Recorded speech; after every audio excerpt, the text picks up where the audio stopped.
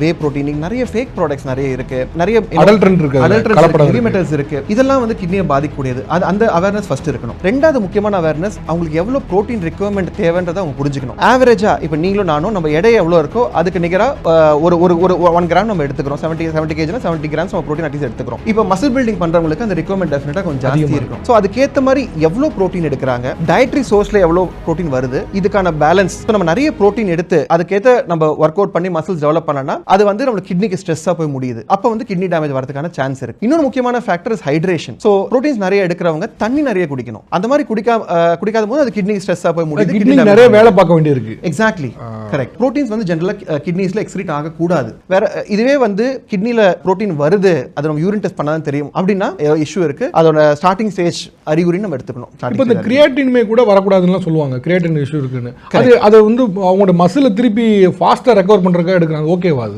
What is recommended is natural sources sir.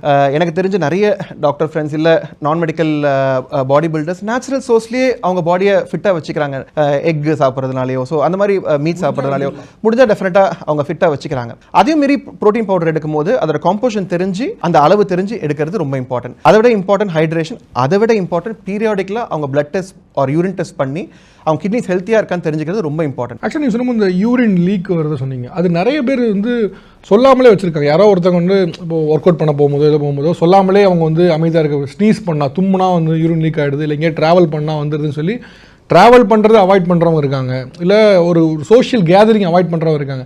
இது ஏன் காமனாக ஒரு பிரச்சனையாக இருக்குது? அதுக்கு ஒரு சொல்யூஷனே கிடையாது. கண்டிப்பாக இந்த பிரச்சனை பெரும்பாலும் பெண்களுக்கு தான் இது வருது. ஏன்னா பெண்களோட மூத்திரக்குழாவோட லெங்க் ரொம்ப கம்மி, 4 சென்டிமீட்டர் தான். அதனால தான் உங்களுக்கு இன்ஃபெக்ஷன் போன்ற தொற்றுகளும் ரொம்ப இயல்பாக யூடிஐ வரது ரொம்ப ஜாஸ்தியாக இருக்குது. ஸோ இது நீங்கள் சொன்ன மாதிரி சோஷியல் மட்டுமே இல்லை சார், இதுக்கு சைக்கலாஜிக்கல் இம்பாக்ட் இருக்குது.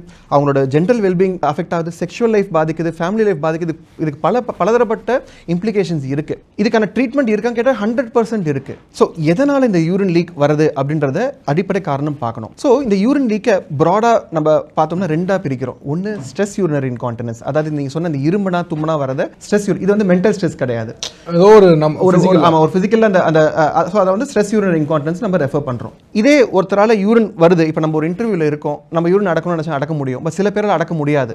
அது ஆண்களுக்கும் சம்டைம்ஸ் உண்டு, பட் அகைன் பெரும்பாலும் பெண்களுக்கு இருக்கு. இதை வந்து அர்ஜ் யூரினரி இன்கான்டினன்ஸ் சொல்றோம்.